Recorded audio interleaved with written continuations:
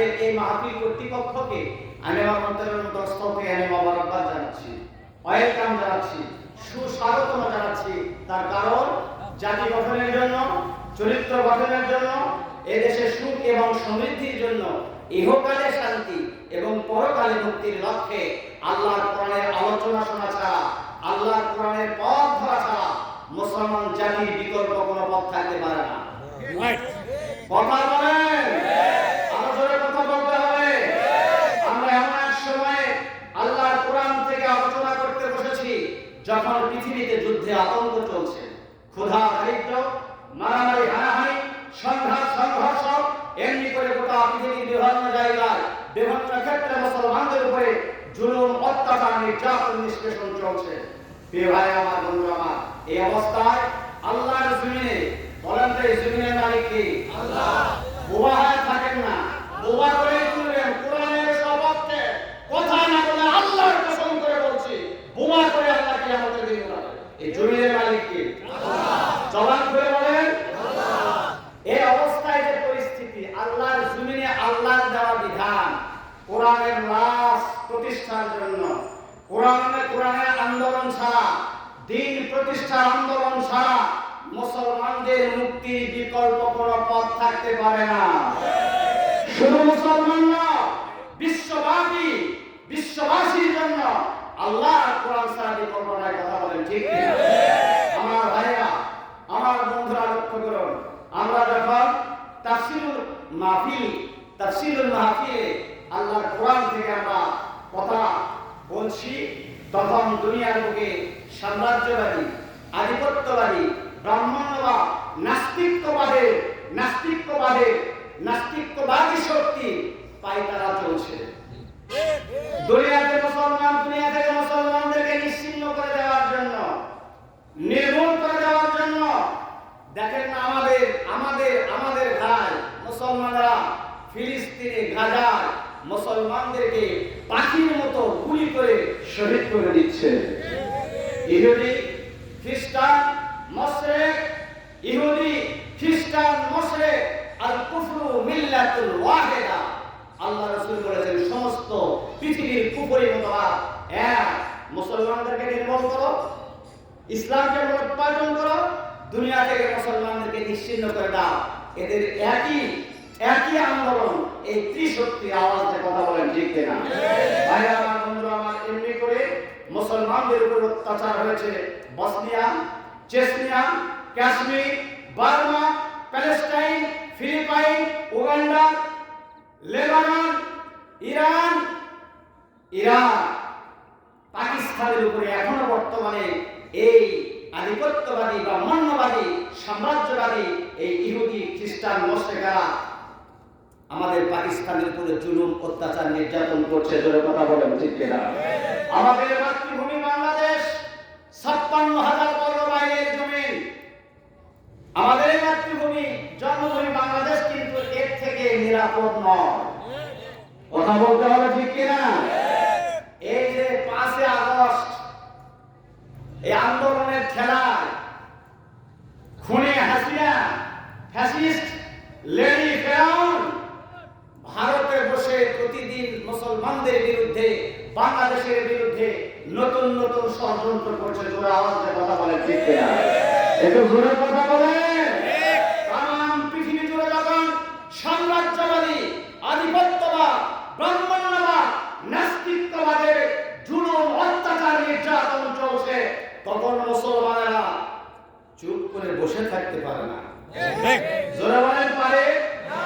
সুতরাং যারা মুসলমান, তারা তাদের সহ্য, বিজ্জত, ঐতিহ্যকে রক্ষা করার জন্য, তাদের তাহজিব, তামুদ্দুনকে হেফাজতের জন্য ময়দানে আসতে হবে, মুজাহিদের খাতায় নাম লেখাতে হবে, জিহাদের ময়দানে আসতে হবে, বুকের তাজা রক্ত জমিনে ঢেলে দিয়ে আল্লাহর জমিনে আল্লাহর দেওয়া বিধান, কোরআনের রাস প্রতিষ্ঠার জন্য কারা কারা রাজি আছেন? দুহাত তুলে দেখাতে হবে।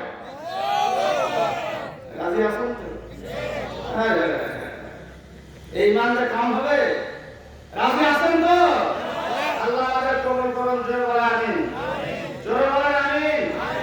এই আধিপত্যবাদ, ব্রাহ্মণ্যবাদ, সাম্রাজ্য আধিপত্যবাদের বিরুদ্ধে যদি আমরা রুখে দাঁড়াতে না পারি, এদের মূলক পালন যদি করতে না পারি, তাহলে কি হবে? আমি বলি না, এই ভাইরা আমার দিকে তাকান, আমি বলি না, কার কথা? আল্লাহ বলছেন। আল্লাহ বলছেন কার কথা? আল্লাহ তাআলা বলছেন কোরআনুল কারীমে, ইল্লা ইল্লা তাফআলুহু তাকুন ফিতনাতুন ফিল আরদি ওয়া ফাসাদুন কাবীর। আল্লাহ তাআলা বলেন, যদি তোমরা এই সংগ্রামে অংশগ্রহণ না করো, আমার দেওয়া বিধান কোরআনের রাজ প্রতিষ্ঠার জন্য যদি প্রচেষ্টা না করো, আন্দোলন যদি তোমরা না করো, তাহলে মস্ত বড় বিপদ আর বিপর্যয় তোমাদের ঘুরে আসবে। পুরো দেশব্যাপী দাঙ্গা হাঙ্গামা বিস্তার লাভ করবে। আমার আল্লাহ বলছেন, আমি আপনাদের কাছে জিজ্ঞাসা করতে চাই, মুসলমান, আমরা এদেশে শান্তি চাই না অশান্তি চাই? ভাই আমার বন্ধুরা, আমাদের দেশের স্বাধীনতা সার্বভৌমত্ব হেফাজতের জন্য আমাদের মাতৃভূমি জন্মভূমি সবুজ পতাকাকে রক্ষা করার জন্য ভাই আমার বন্ধুরা, যদি আমরা আন্দোলন না করি, এই ময়দানে যদি আমরা না আসি, ভালো করে কান লাগান। কোরআনুল কারীমে আল্লাহ সুন্দর করে বলছেন, ইল্লা তাফিরু ইউআযিবকুম আযাবান আলীমা ওয়া ইয়াস্তাবদিল কওমান গায়রাকুম ওয়া লা তাদুররুহু শাইআ। আল্লাহু আকবার। আমার ভাইরা, আমার বন্ধুরা, লক্ষ্য করুন, আল্লাহ তাআলা বলছেন, দুনিয়ার মানুষ, যদি তোমরা তোমাদের দিন প্রতিষ্ঠার জন্য সংগ্রামে লিপ্ত না হও, তাহলে আমি তোমাদেরকে আমার এই জমিন থেকে সরায় দিব। জমিনের মালিক কে? আল্লাহ। ভাই আমার বন্ধুরা, আল্লাহ বলছেন, তাহলে এই জমিন থেকে আমি তোমাদের সরায় দিব। আমি তোমাদের পরিবর্তে অন্য জাতি এনে তোমাদের ক্ষমতাসীন করে দিব। তারা তোমাদের মুনিব হবে, তোমরা তাদের গোলাম হবে, তোমাদের স্বাধীনতা সার্বভৌমত্ব খর্ব করে দিবি। এই জন্য তোমরা আমার বিরুদ্ধে কিছু করতে পারবে না, আমার ইসলামের কোনো ক্ষতি করতে পারবে না। জোরে বলেন আল্লাহু আকবার। সুতরাং এই জমিনের মালিক কে? আল্লাহ। জোরে বলেন আল্লাহর জমিনে আল্লাহর দেওয়া বিধান কোরআনের রাজ প্রতিষ্ঠা করার চেষ্টা করতে হবে। রাজি আছি ইনশাআল্লাহ? কষ্ট হবে? কষ্ট হবে?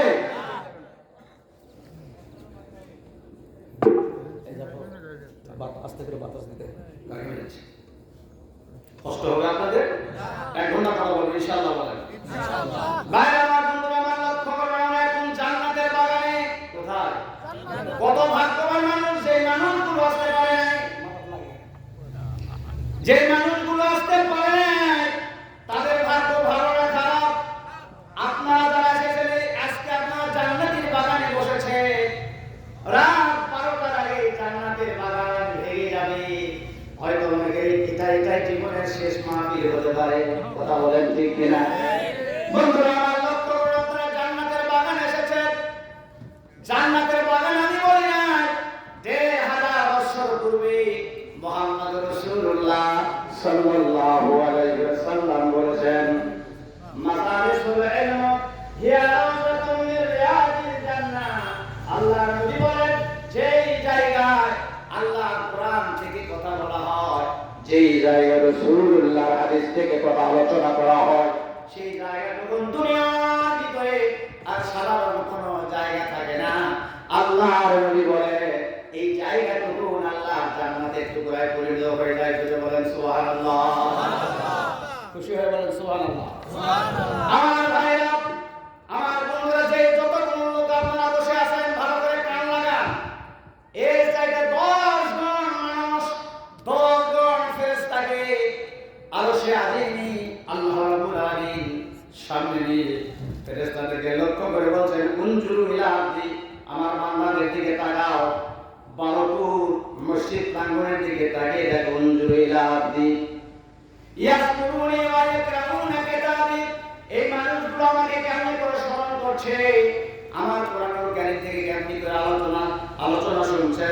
তোমরা সাক্ষী থেকে যাও, আমার রহমতের দুনিয়ায় জোশ মেরেছে, আমি এই সমস্ত বান্দাদেরকে আল্লাহ রাব্বুল আলামিন মাফ করে দিলাম। জোরে বলেন মারহাবা। এখন বলেন আপনাদের দাম বেশি না কম? জোরে বলেন ভাই আমার বন্ধুরা, মাইকের আওয়াজ যতদূর যায়, যারা শুনে আসতে পারলো না, এমন এক কালাম থেকে, এমন এক কিতাব থেকে আলোচনা করছি, যে কিতাব সম্পর্কে ১,৫০০ বছর পূর্বে বিশ্বনবী সাল্লাল্লাহু আলাইহি সাল্লাম বলেছেন, লা তুহসা যায়বুহু ওয়া লা তুবলা গারায়বুহু ফিহি মাসাবিহুল হুদা ওয়া মানারিল হিকমা। দানাতুল আল্লাহু আকবার। এই কোরআনুল কারীম সম্পর্কে বিশ্বনবী সাল্লাল্লাহু আলাইহি সাল্লাম ১,৫০০ বছর আগে বলে দিয়েছে, এই কোরআনুল কারীম কোনদিন পুরাতন হবে না, জড়-জড়াজীর্ণ হবে না, এর আশ্চর্য বিস্ময়কারিতা কখনো শেষ হবে না। এই কোরআনুল কারীম হলো হিদায়াতের মশাল। জোরে বলে আল্লাহু আকবার। যারা এই কোরআনুল কারীম থেকে আলোচনা করবে আর শুনবে, এই কোরআনুল কারীম তাদের হিদায়াত দান করবে। মারহাবা দেওয়া যায়। ভাই আমার বন্ধুরা, আমার এই কিতাব হলো জ্ঞান বিজ্ঞানের কুল কেনাহি আবার জলধি। এর ভিতরে রয়েছে অপরন্ত জ্ঞান বিজ্ঞানের তত্ত্ব, অনায়ত্ত, দিক দিগান্ত। আপনার কি প্রয়োজন? কোরআনুল কারীমে আল্লাহ বলে দিয়েছেন, তিবিয়ানাল লিকুল্লি শাই। বান্দা, তোমার যা কিছু দরকার, জন্ম থেকে মৃত্যু পর্যন্ত, দুনিয়ার শুরু থেকে শেষ পর্যন্ত যা কিছু দরকার, তিবিয়ানাল লিকুল্লি শাই, সব কথাগুলো কোরআনুল কারীমের ভিতরে আমি আল্লাহ রাব্বুল আলামিন তুলে ধরেছি। আর একবার মারহাবা দেওয়া যায়। আমার ভাইরা, আমার বন্ধুরা, লক্ষ্য করুন, এই কোরআনুল কারীম যারা পড়বে, শুনতেছেন?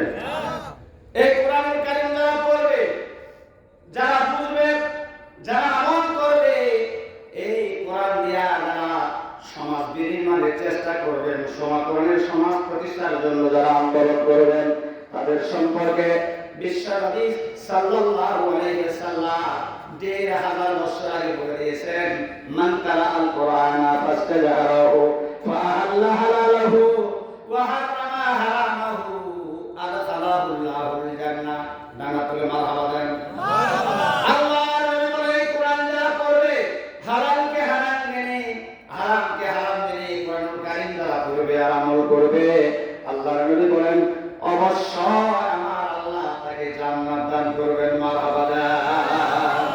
শুধু তাই নয়, প্রিয় ভাইরা আমার, নবী বলেন, ওয়াসাফাহু ফি আশরাতিন মিন আহলি বাইতিহি কুল্লুহুম কাদরাজাত লাহুন নার। আল্লাহ নবী বলেন, এই কোরআন পাঠকারী ওয়ালা, তেলাওয়াতকারী, আমলকারী ব্যক্তিকে কিয়ামতের ময়দানে আল্লাহ রাব্বুল আলামিন তার নিকটস্থ পরিবারের ভিতর থেকে, আমার হাতের দিকে তাকান, তার নিকটস্থ পরিবারের ভিতর থেকে ১০ জন জাহান্নামীকে সুপারিশ করার পারমিশন আমার আল্লাহ দান করবেন। যাদের হিসাবের পরে জাহান্নাম ওয়াজিব হয়ে গিয়েছিল, এমন ১০ জন জাহান্নামীকে এই কোরআনের পাঠক আমার আল্লাহর আদালতে সুপারিশ করে নিয়ে আল্লাহ জান্নাতে চলে যাবে। ডান হাত তুলে মারহাবা দেওয়া যায়। আরো জোরে বেদার হচ্ছে মনে হয়। জোরে করেন মারহাবা। লিল্লাহি তাকবীর, লিল্লাহি তাকবীর। আমার ভাইরা, আমার বন্ধুরা, এই কোরআন থেকে আলোচনা হবে ১ ঘন্টা। আছেন তো? ১ ঘন্টার বেশি কথা বলবো না। আছেন তো ইনশাআল্লাহ? দোয়া করে আল্লাহ দেখাবে, কারা আছেন দেখে আপনি দেখেন তো। জান্নাতে যাবেন। আর যারা এরকম করে আছেন, তারা তো জান্নাতের দরকার নেই। কেমন দরকার আছে? আসার দরকার আছে? দেখে তো মনে হচ্ছে যে জান্নাত টান্নাত কোথায় নসিবে না। মালি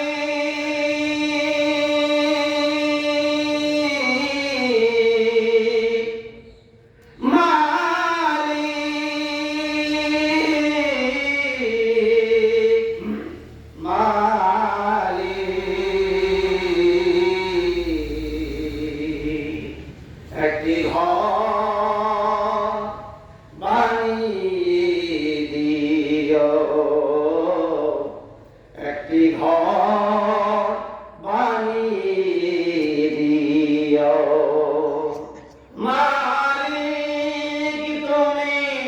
জান্নাতে তোমার কাছে আমার একটি ঘর বানিয়ে দিও, একটি ঘর বানিয়ে দিও। সে বিভীষিকাময় মহাদিনে তোমার প্রতিবেশী করে নিও। মালিক তুমি জান্নাতে তোমার কাছে আমার একটি ঘর বানিয়ে দিও, একটি ঘর বানিয়ে দিও। বলেন আমি একটু জোরে বলেন না, কষ্ট কষ্ট হবে, চালাবো কি? আসুন প্রিয় ভাই আমার, বন্ধুরা আমার, আমি যে আয়াতে কারিমা তেলাওয়াত করেছি সংক্ষিপ্ত করে সেখানে আলোচনা হবে ইনশাআল্লাহ। বলেন ইনশাআল্লাহ। বন্ধুরা আমার, লক্ষ্য করুন, এই দুনিয়া 10 জন মানুষ বিনা হিসাবে জান্নাতে যাবে। একটু বলেন তো কয়জন? আপনারা তো ওয়াদা দিলেন যে জান্নাতে যাব, আমরা জান্নাতে মাগলেই বসেছি। বিনা হিসাবে 10 জন মানুষ জান্নাতে যাবে।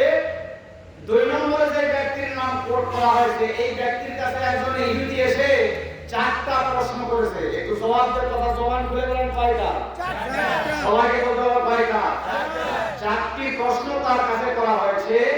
বলা হলো, হে আমিরুল মুমিনিন, আপনি যদি 4টি প্রশ্নের জবাব দিতে পারেন, একজন ইহুদি খ্রিস্টান বলছে, যদি আপনি সঠিক জবাব দিতে পারেন আমি মুসলমান হয়ে যাব। সুবহানাল্লাহ বলেন। আর যদি এই প্রশ্নের জবাব যদি আপনি না দিতে পারেন তাহলে আপনি কি করবেন? হযরত ওমর রাদিয়াল্লাহু তাআলা আনহু বললেন, তাহলে আমি তোমার খ্রিস্টান ধর্ম গ্রহণ করব। নাউযুবিল্লাহ। জোরে বলেন। কান্না কান্না পরিষ্কার করবেন। আমি করে কেকসা কাহিনীর বক্তা না, একটু ভালো করে কান লাগা, জানার দরকার আছে না? না।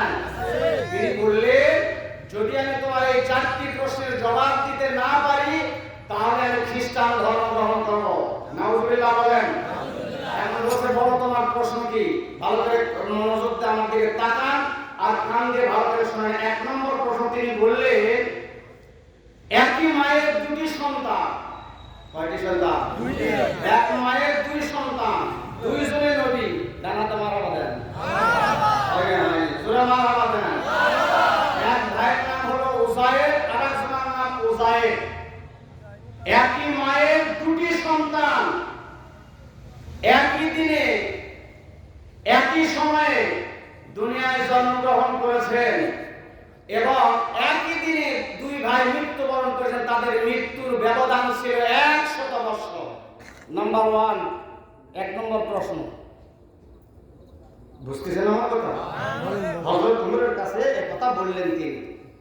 বন্ধুরা আমার, লক্ষ্য করুন, 2 নম্বর প্রশ্ন, পৃথিবীতে কোন স্থানে একবার সূর্যের আলো পড়েছে কিয়ামত পর্যন্ত এই জায়গায় সূর্যের আলো আর পড়বে না? নাম্বার 2। নাম্বার 3, তিনি বললেন, এই পৃথিবীতে এমন একটি জেলখানা আছে। জেলখানা বলেন, এরকম করে আমাদের জেলখানা আছে না?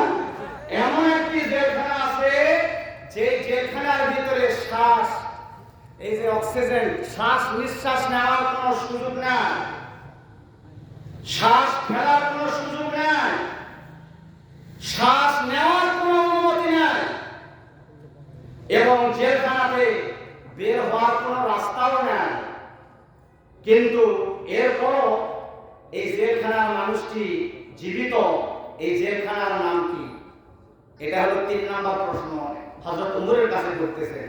সুবহানাল্লাহ। সুবহানাল্লাহ। আর হযরত ওমর তো সাধারণ ব্যক্তিত্ব না, সাধারণ মানুষ না। রাসূল বলেছেন, লা নাবিয়্যা বাদি আনা খাতামান নাবিয়্যিন। লা নাবিয়্যা বাদি, আমি শেষ নবী, আমার পর পৃথিবীতে আর কোনো নবী আসবে না। আমার আওয়াজ, আমার পর যদি আল্লাহ কাউকে নবী করে পাঠান তাহলে অবশ্যই আল্লাহ হযরত ওমরকে নবী করে পাঠাবেন। জোরে বলুন আল্লাহু আকবার। কিন্তু নবী আসা তো সম্ভব না। আমাদের ঠিক কিনা?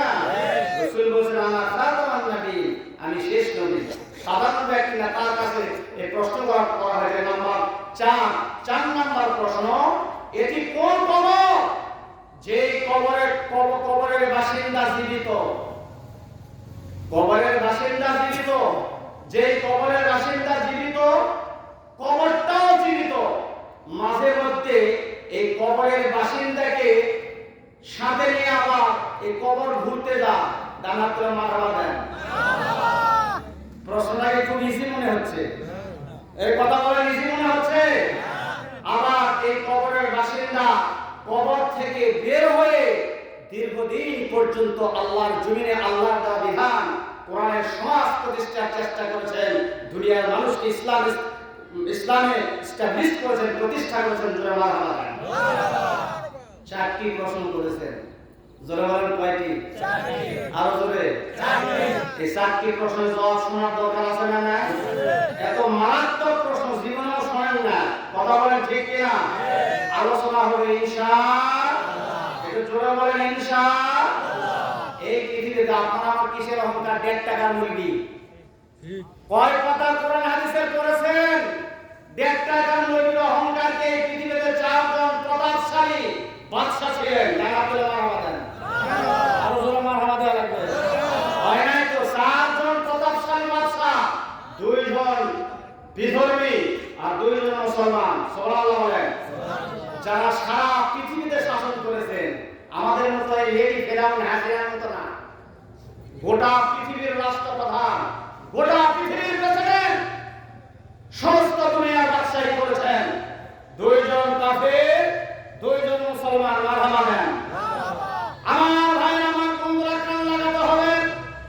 যাদের রাজত্বের সীমানা ছিল 56,000 বর্গ মাইলের এই বাংলাদেশ না, যাদের এই রাজ্যের পরিধি ছিল, সীমানা ছিল মিনাল কাফি আল কাফ, সূর্য উদয় হতে সূর্য অস্তমিত যাওয়া পর্যন্ত যেই জায়গার সূর্য ওঠে, সেই যেই জায়গার সূর্য অস্তমিত হয়, অর্থাৎ পুরো দুনিয়া, পুরো পৃথিবী তাদের রাজত্বের জায়গা ছিল। ডানা তুলে মারহাবা দেন। এত বড় শক্তিশালী লোক এই 4 জন বাদশার মধ্যে 2 জন মুসলমান, 2 জন কাফের। ভালো করে কান লাগান আল্লাহর বান্দারা। এই কাফেরদের মধ্যে 2 জন বাদশা, একজন ছিল ফেরাউন, যিনি বলেছিলেন দেয়ার ইজ নো গড, আল্লাহ বলতে কেউ নাই, খাওয়া করতে বড়, দুনিয়াটা মস্ত বড়, মরে গেলে হাতি, ছেড়ে গেলে তেনা, নাউজুবিল্লাহ।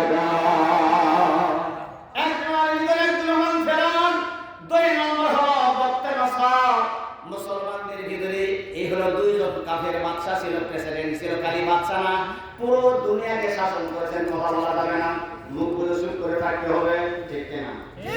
জোরে কথা বলেন। কান লাগান। এই 2 জন বিধর্মী আর 2 জন মুসলমানদের ভিতরে আল্লাহর বান্দারা সাইয়েদনা সুলাইমান আলাইহিস সালাম, যাকে এত বড় পাওয়ার আমার আল্লাহ দিয়েছিলেন, এই কর্তার উপরে যখন তিনি বসতেন, পুরো দুনিয়াটায় এই কর্তায় তিনি ঘুরতেন। মারহাবা দেন। বিনা মেশিন, বিনা ইঞ্জিনে, বিনা তেলে আল্লাহর বান্দা দিন কর্তার উপরে ঘুরে থাকতেন। আল্লাহ তাকে মর্যাদা দিয়েছিলেন। মারহাবা দেন। তাদের ভিতরে তিনি একজন সাইয়েদনা হযরত সুলাইমান আলাইহিস সালাম। আর 2 নম্বর বাদশা জুলকারনাইন, যার আলোচনা আমার আল্লাহ কোরআন কারীমের ভিতরে করেছেন। মারহাবা দেন। জুলকারনাইন ভাই আমার, কান লাগান।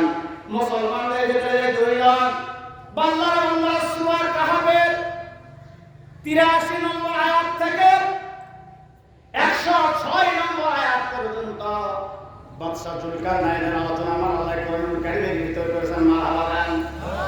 আমার ভাইরা, আমার বাদশা জুলকারনাইন, আল্লাহ রাব্বুল আলামিন তাকে 1600 বছর হায়াত দিয়েছিলেন। আল্লাহু আকবার। আল্লাহু আকবার। এত আস্তে করছেন কোন? আল্লাহু আকবার। আপনার আমার তো সলিমউদ্দিন, কসিমউদ্দিন, বসিরউদ্দিনের 14 গোষ্ঠী সমস্ত মানুষের হায়াত যদি এক জায়গায় করা হয়, বাদশা জুলকারনাইনকে আল্লাহ রাব্বুল আলামিন 1600 বছর হায়াত দিয়েছিলেন। প্রিয় ভাই আমার, বন্ধুরা আমার, 1600 বছর হায়াত সমান তার 14 গোষ্ঠীর লোকের হায়াত হবে না। আওয়াজ দিয়ে কথা বলেন ঠিক কিনা? আমার ভাইরা, বাদশা জুলকারনাইনকে আল্লাহ রাব্বুল আলামিন মর্যাদা দিয়েছেন। মর্যাদা, অলৌকিক ক্ষমতা। আল্লাহ রাব্বুল আলামিন তাকে একটি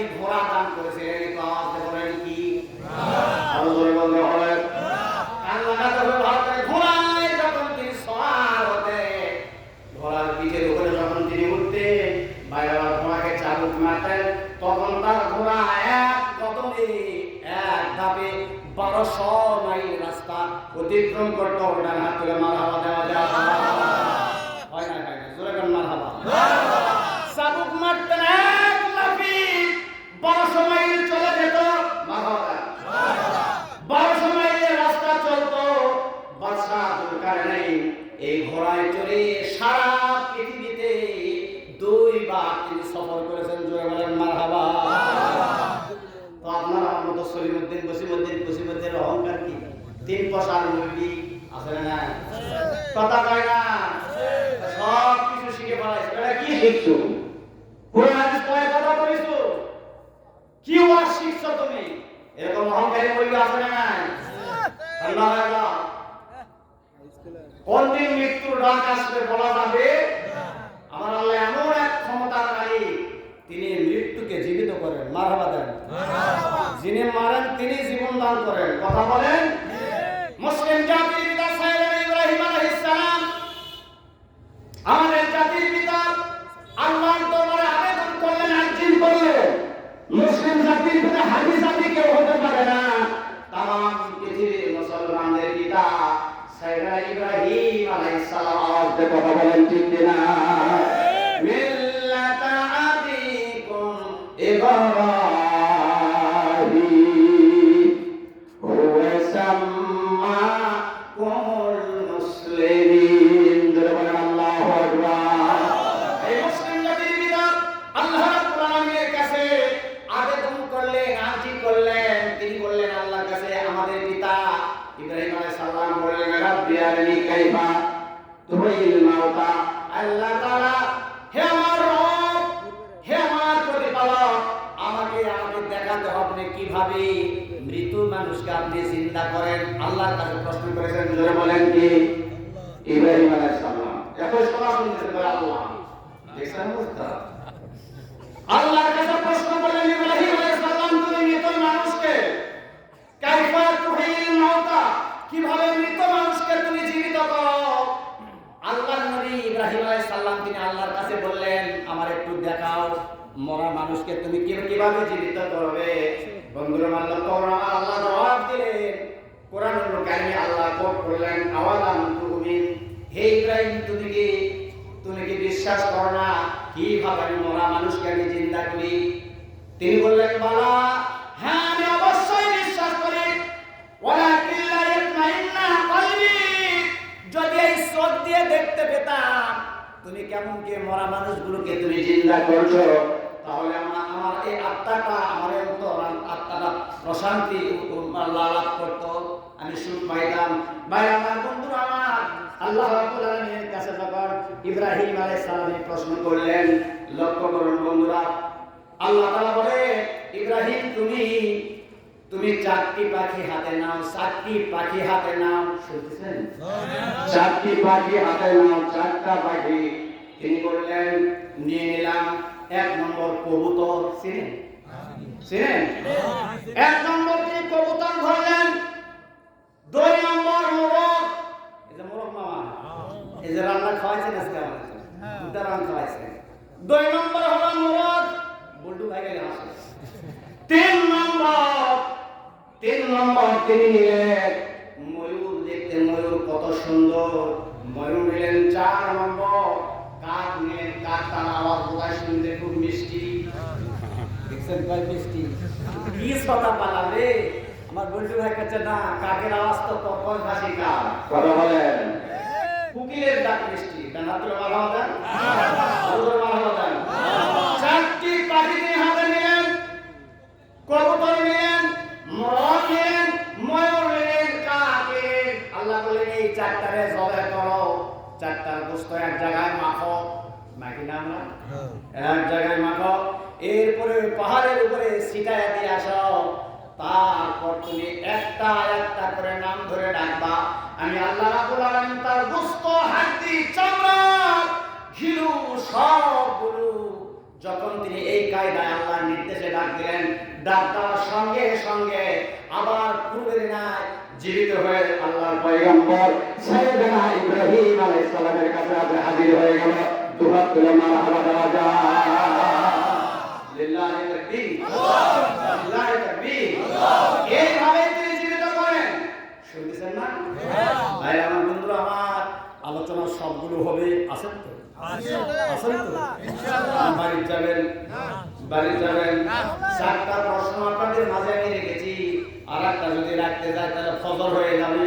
বলবো বলবো বলি, আর একটা বলি, বলবো। এই পৃথিবীতে আল্লাহর পরে পৃথিবীর শ্রেষ্ঠ মানুষ, আল্লাহর পরে শ্রেষ্ঠ মানুষ আম্বিয়া আলাইহিস সালাম, নবীরা। বন্ধুরা আমার লক্ষ্য করুন, নবীদের পরে এই পৃথিবীর শ্রেষ্ঠ মানুষ হচ্ছেন সাহাবায়ে কেরাম রিদওয়ানুল্লাহি তাআলা আলাইহিম আজমাইন। রাসূলুল্লাহ সাহাবী, এই সকল সাহাবীর ভিতরে সাহাবায়ে কেরামদের মধ্যে সাইয়েদনা আবু বকর সিদ্দিক রাদিয়াল্লাহু তাআলা আনহু আল্লাহ রাসূলকে সবচেয়ে বেশি মহব্বত করতেন, ভক্তি করতেন। মারহাবা, মারহাবা। খুব সংক্ষেপে প্রশ্নটা আমি রাখছি, খুব সংক্ষেপে। বসে থাকলে ফজর পর্যন্ত যদি বসে থাকে তাহলে আমি উত্তর দিব। আছেন তো? ইনশাআল্লাহ। এখান থেকে আমি ফজর করে যাব। আছেন তো? ইনশাআল্লাহ। 4 নম্বর প্রশ্ন, কান লাগা। সাইয়েদনা আবু বকর সিদ্দিক রাদিয়াল্লাহু তাআলা আনহু যখন কোরআনুল কারীমের যাকাতের আয়াত যখন নাযিল হলো, আমার ভাইরা, আমার বন্ধুরা লক্ষ্য করুন, যাকাতের আয়াত নাযিল হওয়ার পর আল্লাহ অর্ডার করলেন, আবু বকর তুমি যাও মানুষের কাছে যাকাতের দাওয়াত দাও। যাদের নিসাব পরিমাণ সম্পদের মালিক যে ব্যক্তি হবে, শতকরা 2.5 টাকা হিসাবে তাকে যাকাত দিতে হবে। মারহাবা দেওয়া যায়। আল্লাহ কান এই যাকাতের আয়াত নাযিল হয়ে তিনি দাওয়াত দিতে বের হয়েছেন। সামনে যায় একজন মুনাফিকের সঙ্গে দেখা। মুনাফিকের চরিত্র খুব ভালো, ভালো ভালো মানুষ না? কথা বলে, মিথ্যা বলে, ওয়াদা করে, খেলাপ করে, আমানতের খেয়ানত করে। এই লোকটা রাসূলুল্লাহর কাছে মসজিদে নববীতে বসে তিনি নামাজ আদায় করেন, লম্বা জুব্বা, লম্বা টুপি, লম্বা পাগড়ি। আমার ভাইরা, আমার বন্ধুরা লক্ষ্য করুন, হযরত আবু বকর যখন এই মুনাফিকের দেখা পেয়েছেন, তখন বললেন, তুমি তো ধনী মানুষ, প্রতিদিন তুমি মসজিদে নববীতে নামাজ পড়ো রাসূলুল্লাহর কাছে। এই মাত্র কোরআনুল কারীমের আয়াত নাযিল হয়েছে, যাকাতের আয়াত নাযিল হয়েছে, যাকাত দিতে হবে। তুমি একটু আল্লাহর রাস্তায় আল্লাহর নির্দেশ পালন করো। যাকাত কিছু দেওয়া হবে না। তোমার আল্লাহ গরীব হয়ে গেছে, ফকির হয়ে গেছে, মিসকিন হয়ে গেছে। ঈমান আনলে টাকা লাগে না, রোজা রাখলে টাকা লাগে না। এই ভাই একটা কথা বলতে কেন? আরে ভাই একটা সুলতান জিজ্ঞেস করেন, লা ইলাহা লা ইলাহা লা ইলাহা ইল্লাল্লাহু মুহাম্মাদুর রাসূলুল্লাহ। বলেন সাল্লাল্লাহু আলাইহি ওয়াসাল্লাম। বলে তোমার আল্লাহ টাকার দরকার, নামাজ পড়লেও টাকা দেওয়া লাগে না, যাকাত রোজা রাখলে যাকাত দেওয়া লাগে না, ঈমান আনলে যাকাত দেওয়া লাগে না। তাহলে যাকাতের আয়াত নাযিল হয়েছে, তোমার আল্লাহ ফকির হয়ে গেছে, এই জন্য আমাদের কাছে টাকা চায়। নাউজুবিল্লাহ। প্রিয় ভাই আমার বন্ধুরা, যখন এই কথা বলেছে, এই পৃথিবীর শ্রেষ্ঠ ঈমানদার কামিল মুমিন সাইয়েদনা আবু বকর সিদ্দিক রাদিয়াল্লাহু তাআলা হাত যত দূর যায়, আমার হাতের দিকে তাকান, খাস করে কষে একটা থাপ্পড় মুনাফিকের গায়ে, মুনাফিকের চাওয়ালে মুখের উপরে থাপ্পড় মেরেছে। তিনি মনে করেছিলেন থাপ্পড় মারলে ব্যথা পাবে, আমার রাগটা কমেই যাবে, এই জন্য থাপ্পড় দেওয়ার সাথে সাথে তার চেহারা পাল্টে সামনের দিক থেকে পেছনে চলে গেছে। জোরে বলেন নাউজুবিল্লাহ। এইদিকে আর চেহারা নাই, সামনের দিকে চেহারা। ভাত খেলে ভাবে খাওয়া লাগবে, কথা বলেন। পায়খানায় যাবে কেমনে, টয়লেট ইউজ করবে কেমনে, চলাফেরা করবে কেমনে, বহুমুখী আমাদের এই সমস্যা। আরে গেছে তো গেছে, আর সামনের দিকে আর মুখ আর আসে না। সুবহানাল্লাহ। তো এই মুখটা যে সামনের দিকে গেল, বসে যদি থাকেন, পিছনের দিকে এসে সামনে নিয়ে আসে দিব ইনশাআল্লাহ। কোরআন শরীফের দলিল আছে। মারহাবা দেন, মারহাবা। আপনাদেরকে দেওয়া হবে, ধৈর্য আছে তো? আসেন, আমি আপনাদের মাঝে কোরআনুল কারীমের সূরা আত-তাওবা 112 নম্বর আয়াতে কারিমা তেলাওয়াত করছি, সেখান থেকে আমি সরাসরি শুরু করছি ইনশাআল্লাহ। আমার সঙ্গে করুন। আউযু বিল্লাহি মিনাশ শাইতানির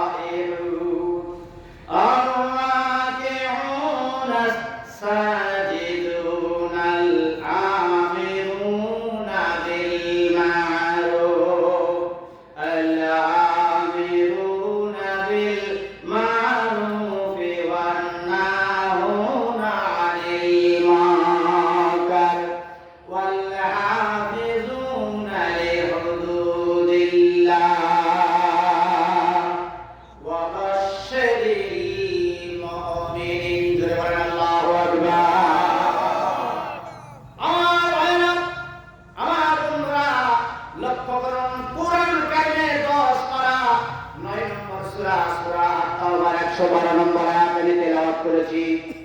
সূরাটি হলো মাদানী সূরা, এর আয়াত সংখ্যা হলো 129টি, রুকুর সংখ্যা হলো 16টি। আল্লাহ রাব্বুল আলামিন যদি তৌফিক দান করে আপনাদের মাঝে আমি আলোচনা করব। সাবজেক্ট হচ্ছে, বিষয় হচ্ছে তাওবাতুন নাসুহা। আমি আপনাদের মাঝে তাওবাতুন নাসুহা বিষয়ে আমি আলোচনা করব ইনশাআল্লাহ। জোরে বলেন আমিন। আরো জোরে বলেন আমিন।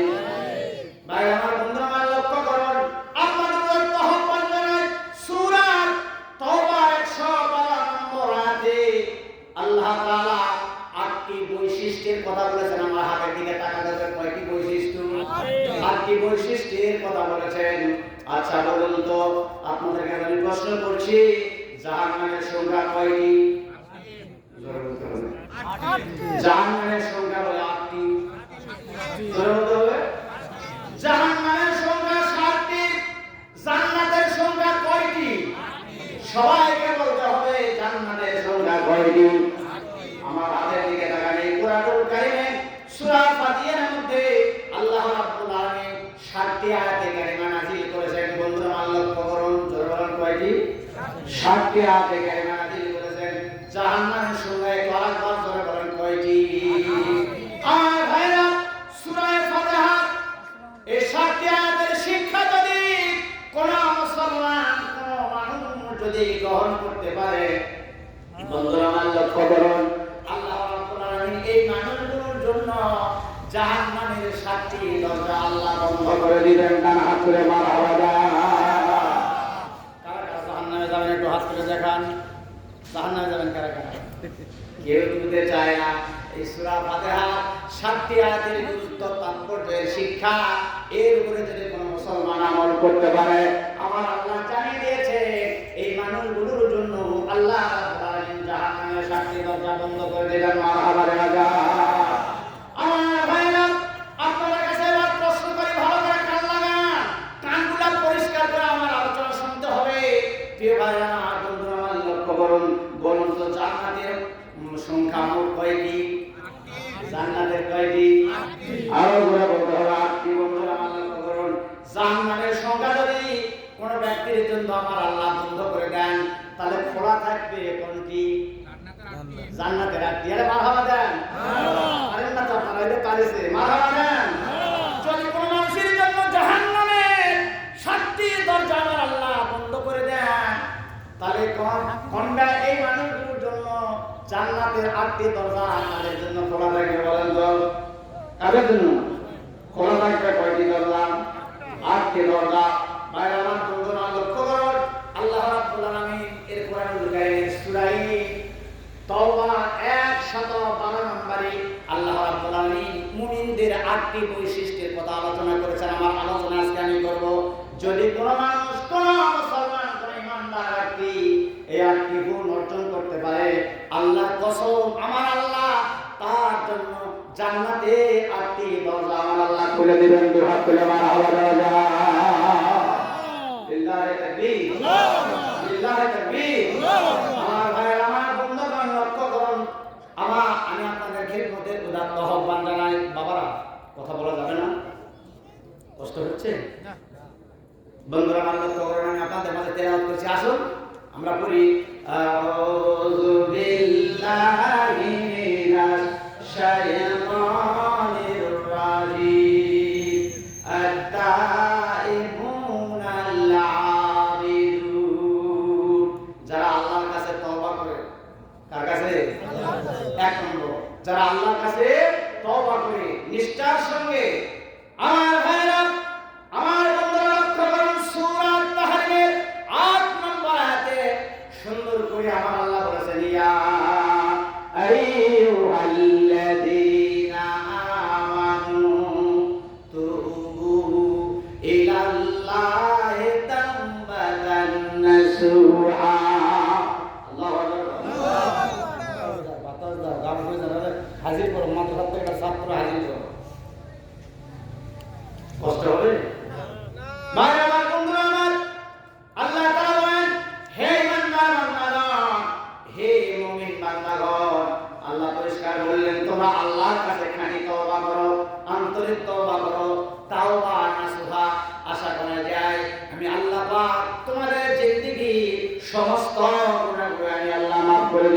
তুলে মারহাবা দেওয়া যায়। একটু জোরে মারহাবা দেন, আরো জোরে বলেন। সূরা তাহরিম আল্লাহ তাআলা সুন্দর করে বলেছেন, আল্লাহ জানিয়ে দিয়েছেন ওহে ইমানদাররা, তোমাদের পাপ হতে পারে, ভুল হতে পারে, অন্যায় হতে পারে, অন্যায়ের উপরে তোমরা অটল থাকবে না। সকাল থেকে সন্ধ্যা দুপুর পর্যন্ত, দুপুর থেকে নিয়ে এতক্ষণ পর্যন্ত আমরা কি অনেকে কোনো না কোনো পাপের সঙ্গে আমরা জড়িত ছিলাম। কথা বলেন ঠিক কিনা? এমন কোনো বেটা, এমন কোনো মুসলমান বুকে হাত দিয়ে বলতে পারবে না আমার দ্বারা অপরাধ হয় না। আল্লাহ রাব্বুল আলামিন বলছেন, তোমরা অন্যায় করবে, অপরাধ করবে, গুনাহ করবে, গুনাহ করার পর তোমরা অটল থাকবে না, চুপচাপ করে থাকবে না, আমার দিকে ফিরে আসো, আমার কাছে ক্ষমা চাও। ক্ষমার মতো ক্ষমা চাই, আমি আল্লাহ রাব্বুল আলামিন তোমাদের জিন্দেগির গুনাহ মাফ করে দেব। তার নাম কি? জোরে বলেন। ভাই আমার বন্ধু আমার, সুন্দর করে আমার আল্লাহ জানিয়ে দিলে দিয়া আইয়ুহাল্লাযীনা আমানু তুবু ইলাল্লাহি তাওবাতান নাসুহা। বলুন আল্লাহু আকবার। আপনি নিশ্চয়ই ইমাম সাহেব, খতিব সাহেব না আপনি? ওই যে ভদ্রলোক, এরকম একটা লোক তো নামাজ পড়লাম, তো নামাজ পড়লাম চেয়ার এখনো দেখতেছি তো। ওই চেয়ার হাতে মিলা আছে না? আলেম মানুষ এখানে আসেন, এখানে বসেন, আসেন আসেন। আরে ভাই আসেন না, আলেম মানুষ আসেন। আমি আমার প্রাইমারির একটা টিচার ছিল, শুনতেছেন? আমার উস্তাদ। তো এক জায়গায় মাহফিল করতে গিয়ে আমার দিকে আমার স্যার বসে আছে নিচে। আমি কর্তৃপক্ষ বললাম যে আগে ওই মুরব্বী কেন আমার কাছে বসাও, তারপরে আমি ওয়াজ করবো। আমি যখন বসাইছে শেষে আমি বললাম, ইনি আমার উস্তাদ, ইনি আমাদের শিক্ষা দিয়েছেন। আল্লাহু আকবার। জোরে বলুন আল্লাহু আকবার। ভাই আমার লোকটার দেখে আমার খুব ভালো মনে হলো, চেহারার ভিতরে খুব যাই আল্লাহ আল্লাহ আল্লাহ কবুল করুন। জোরে বলেন আমিন। আমাদের এখানে খুব তাড়াতাড়ি শুনতে হবে, আসেন তো ইনশাআল্লাহ। ভাই আমার বন্ধু আমার লক্ষ্য করুন, আল্লাহ রাব্বুল আলামিন পরিষ্কার জানিয়ে দিলেন, হে ইমানদার বান্দাগণ, হে মুমিন বান্দাগণ, তোমরা খাঁটি তওবা করো, আল্লাহর কাছে খাঁটি তওবা করো, আন্তরিক তওবা করো, তওবা নাসুহা করো, আশা করা যায় আমি আল্লাহ রাব্বুল আলামিন তোমাদের জিন্দেগির গুনাহগুলো মাফ করে দেব, মারহাবা দেওয়া যায়। এমন জান্নাত দান করব, চোখগুলা মেলান, বন্ধ করেন না, এত তাড়াতাড়ি ঘুম আসতে কেন? আমার দিকে তাকান। আমার আল্লাহ পরিষ্কার বললেন, পরিষ্কার আমার আল্লাহ বলেন, এমন জান্নাত আমি তোমাদের দান করে দেব, যে জান্নাতের তল দিয়ে 4 প্রকারের নদী নহর প্রবাহিত। আল্লাহু আকবার। জান্নাত আল্লাহ দিবেন, জান্নাতের তল দিয়ে 4 প্রকারের নহর। 1 নম্বর সমিষ্টি ও পানি নহর, 2 নম্বর দুধের নহর, 3 নম্বর সারাবান তাহুর, 4 নম্বর মধুর নহর। জোরে বলেন মারহাবা। 4 প্রকারের নহর দিবেন। আল্লাহর বান্দা ভালো করেন, তওবা শব্দের অর্থ হলো ভালো করে জানতে হবে, প্রত্যাবর্তন করা, বারবার আল্লাহর দিকে ফিরে আসা। গুনাহ করব, গুনাহের উপরে অটল থাকবো না। অপরাধ হয়েছে, তওবা করব, আল্লাহর কাছে মাফ করব, জীবনে কোনোদিন অন্যায় করব না। জোরে কথা বলেন ঠিক কিনা? উলামায়ে কেরাম কুরআন হাদিস বিচার করে 4টি শর্ত দিয়েছেন। কয়টা? 4টি শর্ত দিয়েছেন।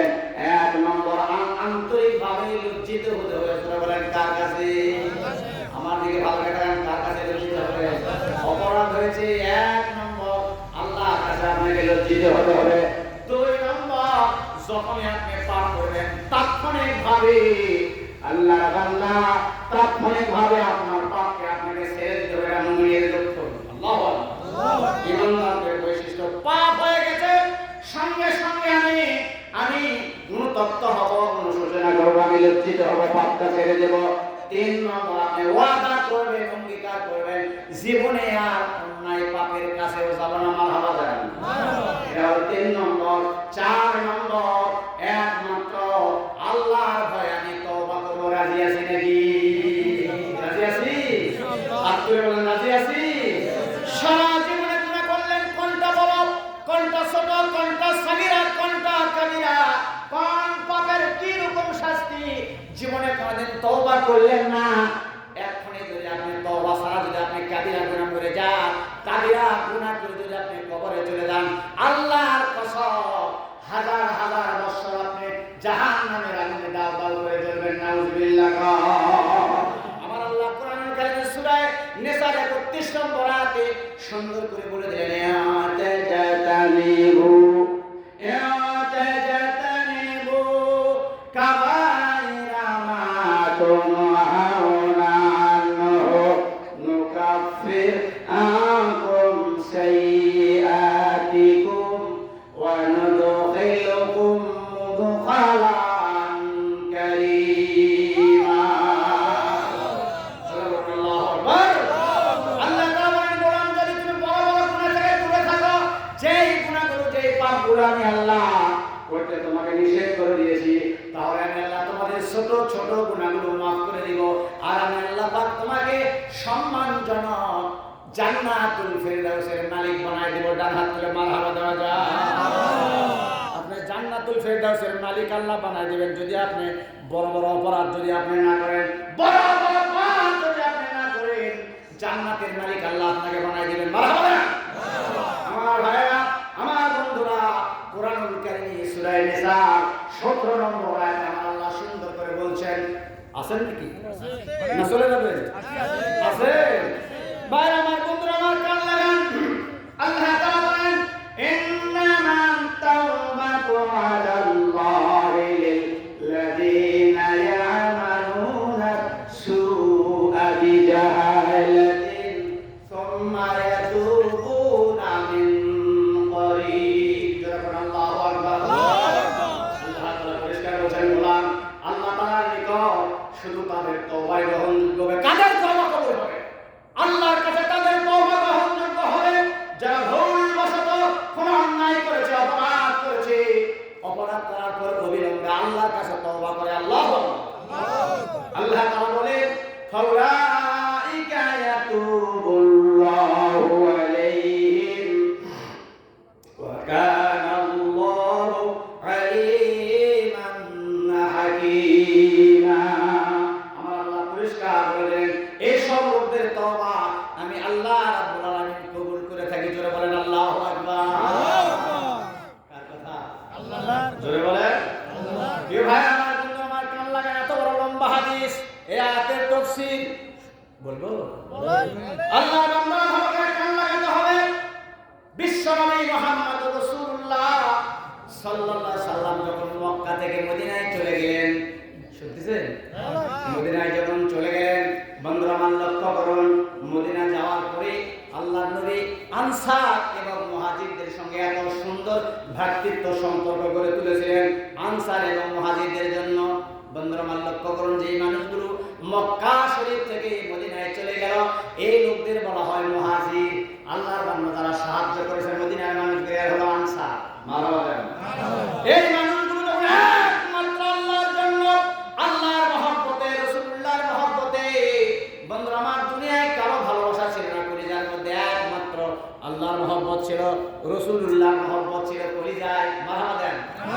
আল্লাহর নির্দেশে এই মানুষগুলো রাসূলের সঙ্গে মদিনায় যখন চলে গেল, মদিনায় যাওয়ার পরে আনসার যাদের যাদের দুটা বাড়ি ছিল, একটা বাড়ি তার ভাইকে দিয়ে দিল। মারহাবা দেন। দুটা স্ত্রী ছিল মদিনা মক্কা থেকে মুহাজির ভাইরা গেছে, একটাকে তালাক দিল, তালাক দিয়া আর এই মদিনার মুহাজির ভাইয়ের সঙ্গে বিয়ে দিয়ে দিল। মারহাবা দেন। কত মহব্বত, কত ভালোবাসা। বন্ধুরা আমার লক্ষ্য করুন, আল্লাহর জন্য গিয়েছেন, আল্লাহর জন্য মানে হাব্বা লিল্লাহ ওয়া ওয়াহাবা লিল্লাহ ওয়া আতা লিল্লাহ ওয়া মানা লিল্লাহ ফাকাত ইসতাকমালাল ঈমান। দুআ করে মারহাবা। ওই জোরে মারহাবা, জোরে মারহাবা। এই লোকগুলো মদিনায় চলে গেল। মদিনা শরীফে যাওয়ার পরে আল্লাহর হাবিব মুহাম্মদ রাসূলুল্লাহ সাল্লাল্লাহু আলাইহি সাল্লাম দুইজন সাহাবীর ভিতরে সম্পর্ক গড়ে তুলেন, আনসার এবং মুহাজির।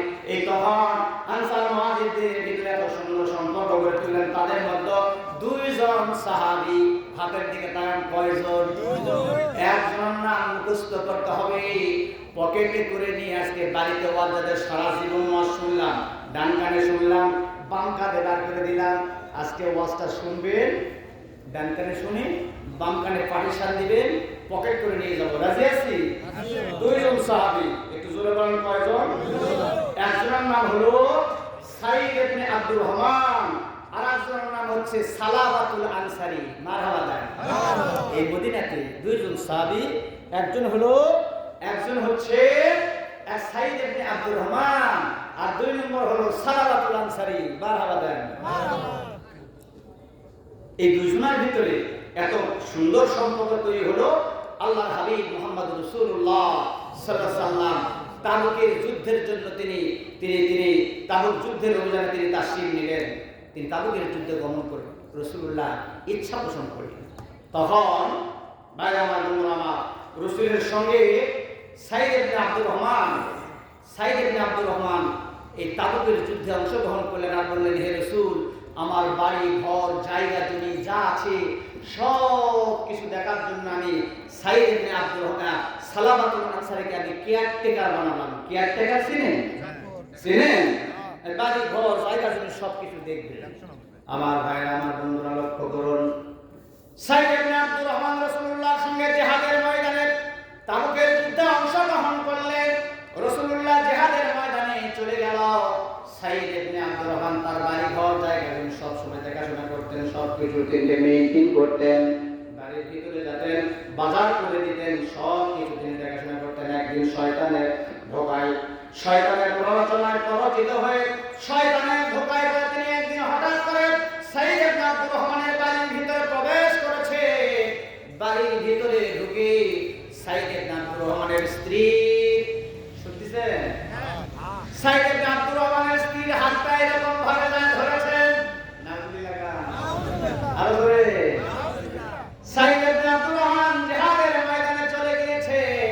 সালাবাতুল আনসারী শয়তানের ধোঁকায় পড়ে তিনি ঘরের ভিতরে ঢুকে সাইদ ইবনে আব্দুর রহমানের স্ত্রীর হাতটা যখন তিনি স্পর্শ করেছেন, তার স্ত্রী বলে, আল্লাহর বান্দা, তোমার যে ভাই জিহাদের ময়দানে চলে গেছে, তুমি তা রেখে যাওয়া আমানতের খেয়ানত করার জন্য তুমি কি উদ্যত হচ্ছ নাকি? এমন কোন কথা বলে নাই, এমন কোন জোরাসোরে আওয়াজ করেন না, একটা মাত্র কথা বলেছেন, তুমি কি তার রেখে যাওয়া আমানতের খেয়ানত করার উদ্যত? আমার হাত তুমি স্পর্শ করেছ, তোমার ভাই আল্লাহর নবীর সঙ্গে জিহাদের ময়দানে চলে গেছে। বন্ধুরা, লক্ষ্য করুন, সাইদ ইবনে সালাবাতুল আনসারী সাইদ ইবনে আব্দুর রহমানের স্ত্রীর হাতটা ছেড়ে দিলেন। ছেড়ে দেওয়ার পর তিনি আল্লাহকে ডাকতে ডাকতে তিনি ঘর থেকে বের হলেন। বলে, ইয়া ইলাহি, আমি অপরাধ করেছি, আমি ভুল করেছি, অন্যায় করেছি, আমি গুনাহগার, আমি পাপী, তুমি আমার গুনাহ মাফ করে দাও। কোনো কিছু বলে না, তার স্ত্রীর হাতটা ছেড়ে তিনি ঘর থেকে বের হয়ে আল্লাহকে ডাকতে ডাকতে আল্লাহর ভয়ে পাহাড়ের দিকে তিনি চলে গেলেন। প্রিয় ভাই, আমার বন্ধুরা, লক্ষ্য করুন, আল্লাহর ভয়ে তিনি বাড়ি ঘর ছেড়ে চলে গেলেন। এদিকে বিশ্বনবী মুহাম্মদ রাসূলুল্লাহ সাল্লাল্লাহু আলাইহি ওয়াসাল্লাম আল্লাহর নবী তাবুকের যুদ্ধ থেকে মদিনা মুনাওয়ারায় প্রত্যাবর্তন করলেন।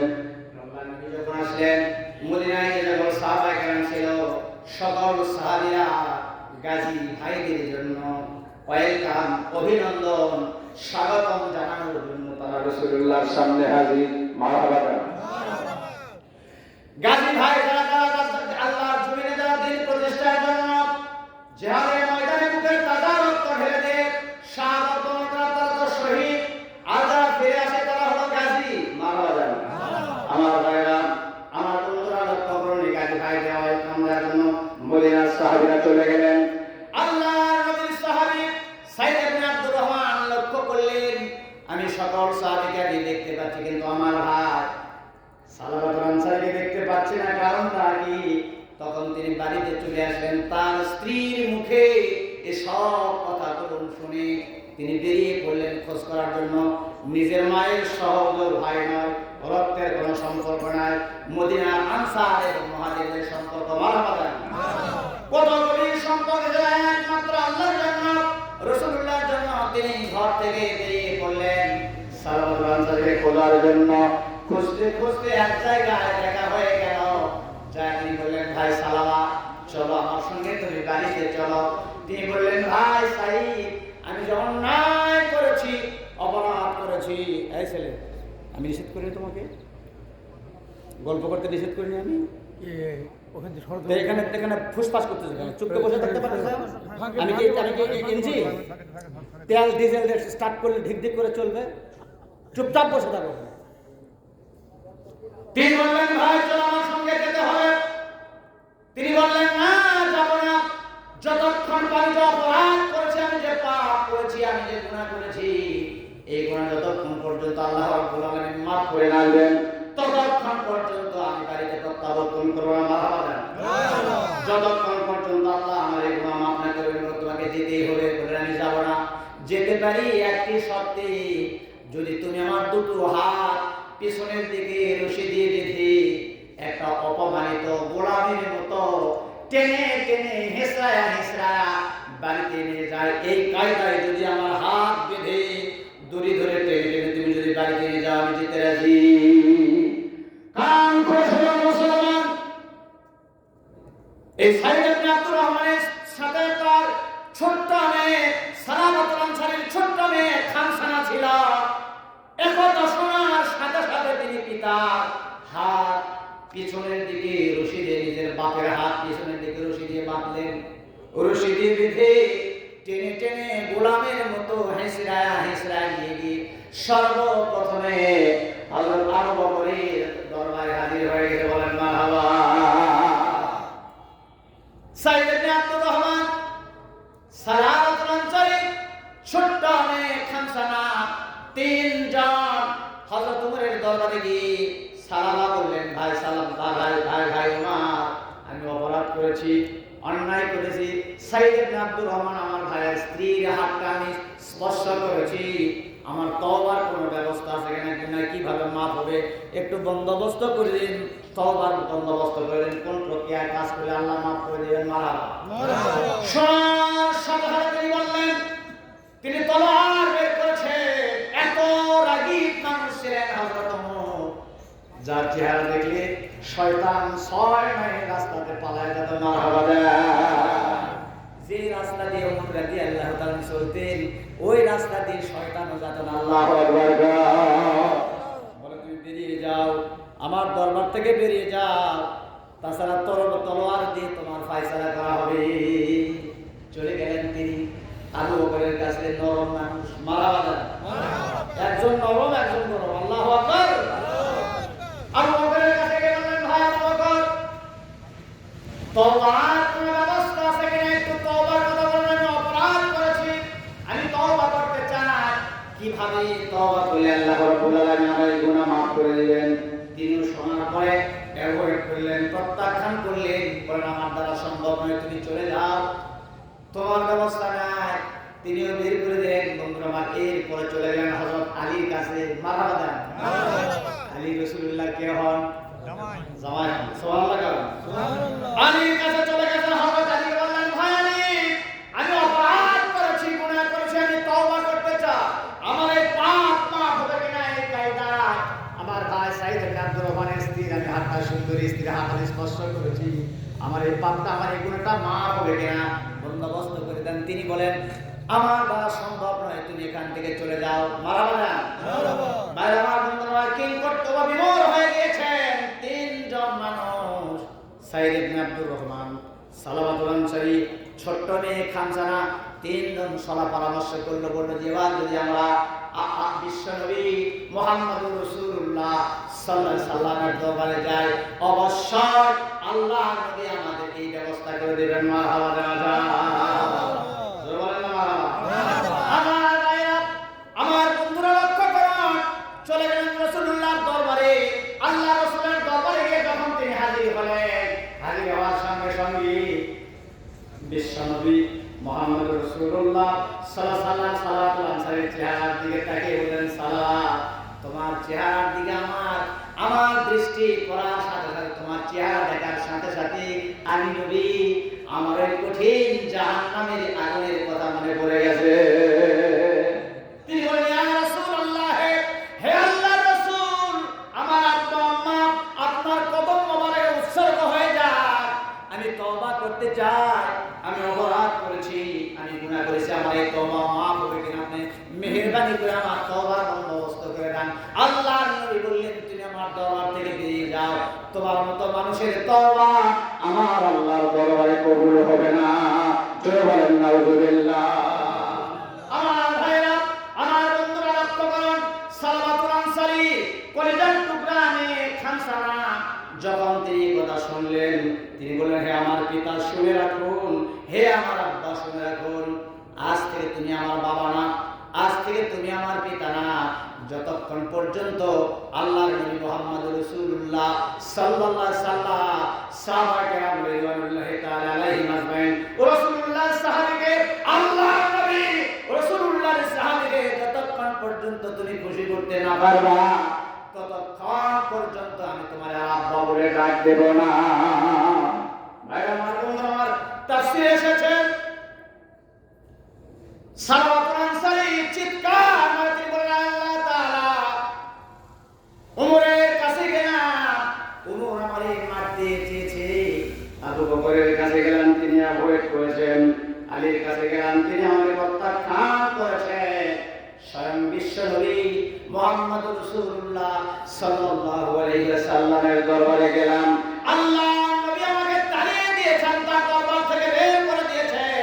আল্লাহ তাআলা তুমি আমার মালিক, তুমি আমার মুনিব, আমি তোমার গোলাম, যদি তুমি আমার গুনাহ মাফ করে দাও আমার খুশির সীমা থাকবে না, আর যদি তুমি আমারে মাফ করে না দাও তাহলে আমার মতো গুনাহগার, আমার মতো পাপী তোমার জমিনে আর কেউ নাই। ডান হাত তুলে মারহাবা দেওয়া যায়। দুর্বল হয়ে গেলেন? দুর্বল হয়ে গেলেন? জোরে বলেন না মারহাবা। যখন এই কথা তিনি বলেছেন, সঙ্গে সঙ্গে আমার আল্লাহ রহমতের দরিয়ায় জোশ নিয়েছে। দুহাত তুলে মারহাবা। আমার আল্লাহ আরশে আজিমের আল্লাহ রহমতের দরিয়ায় জোশ মেরেছেন। আল্লাহ রাব্বুল আলামিন ফেরেশতাকে বলেন, যাও আমার নবীকে দিয়ে জিজ্ঞাসা করো এই তামাম দুনিয়ার মানুষের সৃষ্টিকর্তা কি, আর এই পৃথিবীকে কে সৃষ্টি করেছেন? আমি আল্লাহ না আপনি মুহাম্মদ সাল্লাল্লাহু আলাইহি সাল্লাম কে সৃষ্টি করেছেন আল্লাহ জানতে চান। ফেরেশতাকে জিজ্ঞাসা করেন, ইয়া রাসূলুল্লাহ, ইয়া হাবিবাল্লাহ, হে আল্লাহর রাসূল, আমার আল্লাহ জানতে চান এই তামাম পৃথিবীর মানুষের সৃষ্টিকর্তাকে। নবীজি বলেন, আল্লাহ। জোরে বলেন সুবহানাল্লাহ। সুবহানাল্লাহ। ওই তামাম কায়নাতের বিশ্বজগতের মালিককে, তামাম কায়নাত নদীর তলদেশ থেকে শুরু করে মহাকাশ পর্যন্ত তামাম পৃথিবী এই সৃষ্টিকর্তায় কায়নাতের মালিককে। নবীজি বললেন, আল্লাহ। এবার ফেরেশতা বলেন, ইয়া রাসূলুল্লাহ, ইয়া হাবিবাল্লাহ, আমার আল্লাহ সালাবাতুল আনসারীর গুনাহ মাফ করে দিয়েছেন, তার তওবা আমার আল্লাহ কবুল করে নিয়েছেন। ডান হাত তুলে আল্লাহু আকবার বলা যায়। লিল্লাহি তাকবীর, আল্লাহু আকবার, লিল্লাহি তাকবীর। আমার ভাইরা কথা শোনার পরে আল্লাহ নবী বললেন, আমার সাহাবীরা কে আছো তোমরা এই সংবাদটা আমার সাহাবী সালাবাতুল আনসারীকে দিতে পারো? বন্ধুরা আমার লক্ষ্য করুন, হযরত আবু বকর দাঁড়িয়ে গেলেন, মারহাবা। উমর দাঁড়িয়ে গেলেন। আল্লাহ নবী বললেন, আলী কোথায়, সালমান কোথায়? দুজন সাহাবী দাঁড়িয়ে গেলেন।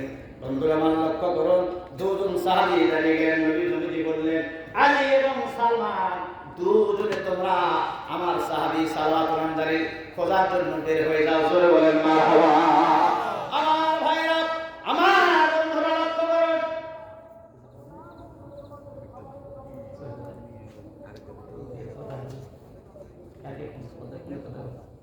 এর জিকির করেন না, লাই পান্ডা তো কোন পানি আছে? লা ইলাহা ইল্লাল্লাহ। জয় আল্লাহু আল্লাহ জিকির করো, নূর নবীর কলমা পড়ো, এক আল্লাহকে সিজদা করো, দম থাকিতে তারে ডাকো। আল্লাহু আল্লাহ, আল্লাহু আল্লাহ, আল্লাহু আল্লাহ, আল্লাহু আল্লাহ জিকির করো, নূর নবীর কলমা পড়ো, এক আল্লাহকে সিজদা করো, দম থাকিতে তারে ডাকো। আল্লাহু আল্লাহ, আল্লাহু আল্লাহ, লা ইলাহা ইল্লাল্লাহ।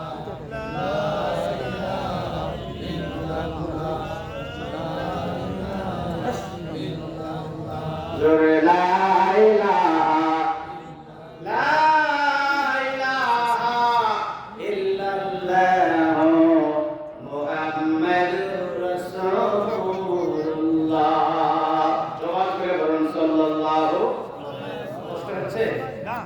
কষ্ট হচ্ছে? কয়েক মিনিট বলবো? ভাই আমার বন্ধু আমার লক্ষ্য করুন, যে কয়টা আছে ফজর পর্যন্ত ওঠার কোনো সুযোগ নাই ইনশাআল্লাহ। বক্তার কেরামতি না, কেরামতি আল্লাহ। আল্লাহু আকবার। জোরে বলুন। একবার বসলে পেশা বেকার করে ছাড়ে দিব ইনশাআল্লাহ। পেশা করার সুযোগ দেওয়া হবে না ইনশাআল্লাহ বলেন। ওটার সুযোগ নাই ফজর পর্যন্ত ইনশাআল্লাহ। ভাই আমার বন্ধু আমার লক্ষ্য করুন, আমি জানি আপনারা ফজর পর্যন্ত উঠবেন না, আমি জানি না। আল্লাহর বান্দা ভালো করে কান লাগান, যে চারটা প্রশ্ন রাখেছি 3 দিন বসে থাকবেন। ভালো করে কান লাগান মুসলমানেরা। আল্লাহ নবী বলেন কে আছে আমার সাহাবীকে সংবাদ দিতে পারে এই মেসেজ? মারহাবা দেন। দুইজন ফেরেশতা দাঁড়িয়ে গেলেন, আলী দাঁড়িয়ে গেলেন, সালমান ফারসি দাঁড়িয়ে গেলেন। বলেন হুজুর লাব্বাইক ইয়া রাসূলুল্লাহ, আমরা হাজির বলে যাও। দুইজন বেরিয়ে পড়লেন, খুঁজতে লাগলেন মদিনার উপকণ্ঠে। আজ ওই দুই চোখ দিয়ে দেখে এসেছি 1.5 যুগ আগে ইনশাআল্লাহ বলেন ইনশাআল্লাহ দেখে এসেছি। বাংলাদেশের অনেক মানুষ, বিভিন্ন দেশের মানুষ, তারা ছাগল চড়ায়, মোষ চড়ায়, দুম্বা চড়ায়। ভাইরা আমার বন্ধুরা আমার, এই কৃষি কাজে যে সকল মানুষ লিপ্ত তাদেরকে গিয়ে দুইজন সাহাবী জিজ্ঞাসা করলেন, ভাই তোমরা কি এমন একজন ব্যক্তির খবর জানো তার পুরো ডেফিনেশনটা দেখে ব্যাখ্যা দিলেন, এই ধরনের মানুষ, এই ধরনের আকার আকৃতির মানুষ। বলে একজন মানুষের খবর আমাদের কাছে আছে, যে ব্যক্তি যখন 12টা বেজে যায় গলায় গামছা বেঁধে রশি বেঁধে এই পাহাড়ের পাদদেশে এই গাছের নিচে সেজদায় পড়ে পাপের জন্য সারা রাত সেজদা আমার আল্লাহর দরবারে কাটতে থাকে। ডান হাত তুলে মারহাবা দেওয়া যায়। ভাইরা আমার বন্ধুরা আমার লক্ষ্য করুন, দুইজন সাহাবী দাঁড়িয়ে থাকে তাকে পাওয়ার জন্য, নেওয়ার জন্য। হঠাৎ করে রাত যখন গভীর হয়ে গেল, দুইজন সাহাবীর কানের আওয়াজ আসতে তাতে বলতেছেন, আল্লাহ তাআলা আমি পাপী, আমি অপরাধী, আমি গুনাহগার, তুমি রহমান, তুমি মেহেরবান, দয়া করে তোমার গোলামের গুনাহ মাফ করে দাও। বলেন মারহাবা। কাঁদতেছেন, কাঁদতে কাঁদতে পাগলের মতো পাহাড়ের পাদদেশে এসে তিনি সেজদায় করে আল্লাহর দরবারে গভীর রাতে কাঁদতেছেন, আল্লাহ মাফ করে দাও, জীবনে গুনাহ করেছি, গুনাহগুলো মাফ করে দাও। তুমি যদি মাফ করে না দাও জাহান্নামের আগুনে আমাকে দাও দাও করে জ্বলতে হবে। বন্ধুরা আমার লক্ষ্য করুন, দুইজন সাহাবী পাশে গিয়ে হাজির। বলে ভাই সালাওয়াত, কান্না বন্ধ করে দাও। তোমার সম্পর্কে আল্লাহ নবী বলেছেন, তোমার সম্পর্কে আল্লাহ রাব্বুল আলামিন মেসেজ দিয়েছেন, আমার আল্লাহ খুশি হয়ে তোমার জিন্দেগীর সমস্ত গুনাহ আল্লাহ মাফ করে দিয়েছে। কান্না বন্ধ করে বেরিয়ে বললেন, ভাই আমার রাসূল কেমন আছে? বলে রাসূলুল্লাহকে স্বাভাবিক অবস্থায় দেখে এসেছি। আল্লাহ নবী তোমাকে যেতে বলেছেন। তাকে সাথে করে নিয়ে চলে গেলেন মদিনার মসজিদে নববীতে।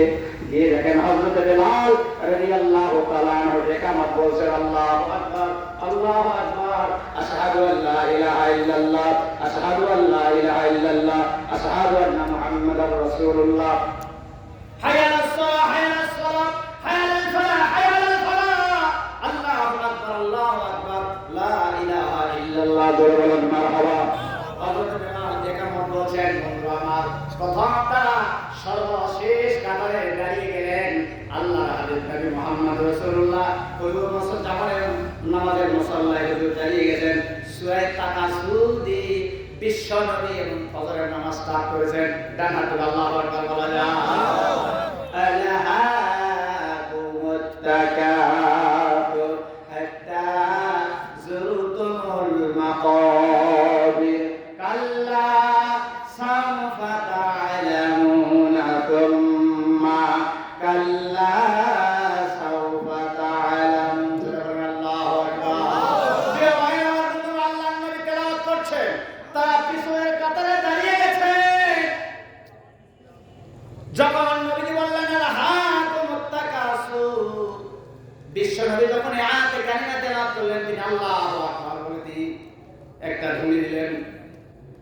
যখন বললেন হাত্তা যুরতুমুল মাকাবির, এই আয়াতে কারিমা যখন তিনি আয়াতটা যখন তেলাওয়াত চিৎকার করে তিনি আল্লাহু আকবার বলে নামাজের মুসাল্লায় বেহুশ হয়ে পড়ে গেলেন। নামাজ শেষ হয়ে গেল। আল্লাহ রাসূল বিশ্বনবী সাল্লাল্লাহু আলাইহি ওয়াসাল্লাম সালমানকে বললেন, সালমান দেখো আমার সাহাবী সালাবার অবস্থা কি। সালমানকে অর্ডার করলেন তার চেহারার উপরে পানি ছিটায় দাও। পানি দেওয়া হলো।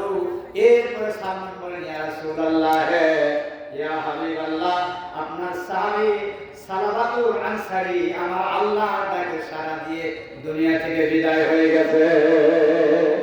তিনি আর জীবিত নয়, তিনি মৃত্যুবরণ করেছে। ইন্না লিল্লাহি ওয়া ইন্না ইলাইহি রাজিউন।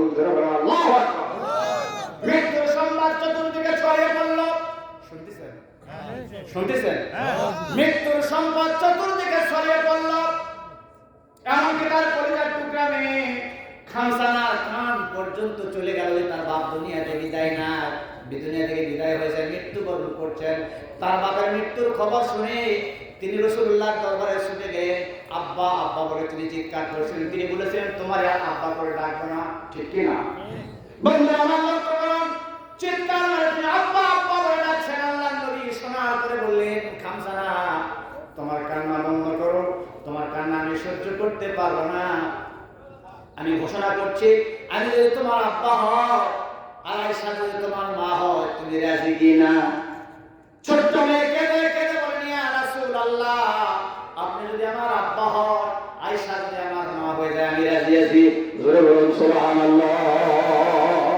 ভাই আমার, বন্ধুরা আমার, আল্লাহর নবী অর্ডার দেন, আমার সাহাবীরা তাকে গোসলের ব্যবস্থা করো, কাফনের ব্যবস্থা করো, দাফন করার ব্যবস্থা করো। তার নামাজের সময় রাসূলুল্লাহর অর্ডার পাওয়ার সঙ্গে সঙ্গে কাজ একদম শুরু। রাসূলুল্লাহ যায় নামাজে দাঁড়িয়ে গেলেন, নামাজের মুসাল্লায় দাঁড়িয়ে গেলেন। বিশ্ব নবী নামাজের সময় তার দুটো পায়ের বৃদ্ধ আঙ্গুল জমিনের উপরে তিনি ঠেকাতে পারছিলেন না। পা রাসূলুল্লাহ পা রাখতে পারছিলেন না। বন্ধুরা আমার, জানাজার নামাজ হয়ে গেল। হযরত ওমর রাদিয়াল্লাহু তাআলা বলেন, ইয়া রাসূলুল্লাহ, ইয়া হাবিবাল্লাহ, সালাত আনসারীর জানাজার নামাজের সময় আপনি জমিনের উপরে পা রাখতে পারছিলেন না, ব্যাপারটা কি? আল্লাহর নবী বললেন, ওমর জানো না, আজকে সালাওয়াতুল আনসারীর জানাজার নামাজের সময় আল্লাহর রহমতের এত ফেরেশতা তার জানাজায় শরীক হয়েছিল যে আমি নবী আল্লাহর জমিনে আমার পা রাখার মতো জায়গা ছিল না। দোয়া করে বলুন মারহাবা। ইয়া আইয়ুহাল্লাযীনা আমানু তুবু ইলাল্লাহি তাওবাতান নাসুহা। আল্লাহু আকবার। আমরা সবাই পাপী, ঠিক কি না? কথা বলেন। এই আয়াতের যদি আমি তাফসীর করি, ফজর পর্যন্ত চলবে, সময় পাবেন না। কিন্তু আপনারা আমার লোকজন এখানে নগণ্য উঠে দৌড় মারবেন। শর্ট করে বলছে, আমরা সবাই পাপী, পাপীর ঘরের পাপী। আপনার বাপও পাপী, মাও পাপী, দাদা পাপী, দাদার বাপ পাপী, দাদির বাপও পাপী, আপনার 14 গোষ্ঠী পাপী। আল্লাহ রাসূল বলেছেন, কুল্লুকুম খাত্তাউন ওয়া খায়রুল খাত্তাইন আত-তাওয়াবুন। ডানাতি আল্লাহু আকবার বলেন। আল্লাহ বলেছেন, তোমরা সকলেই পাপী।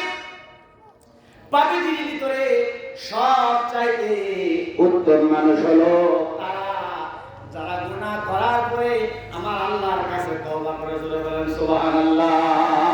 আমার ভাইরা, আমার বন্ধুরা, মুসলিম শরীফের গায়ে আমি আর বেশি বাড়াবো না। আমি এখন মনদাতের দিকে আমি যাচ্ছি, আপনাদেরকে আমি কষ্ট দেব না। কষ্ট পাচ্ছেন? আর কয়েকদিনে বলবো।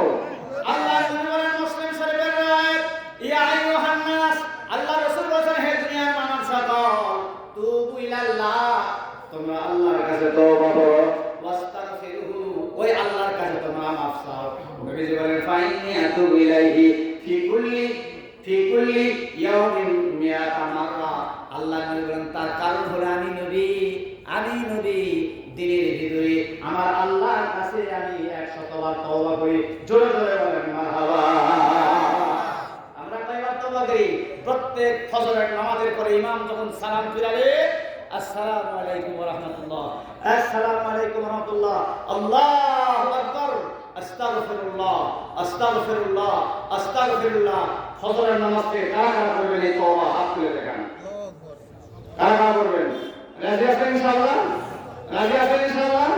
আল্লাহ কবুল করেন। জোরে বলেন আমিন। জোরে বলেন আমিন। আল্লাহর নবী বলেন, তার কারণে হলো আমি নবী দিনের ভিতরে 100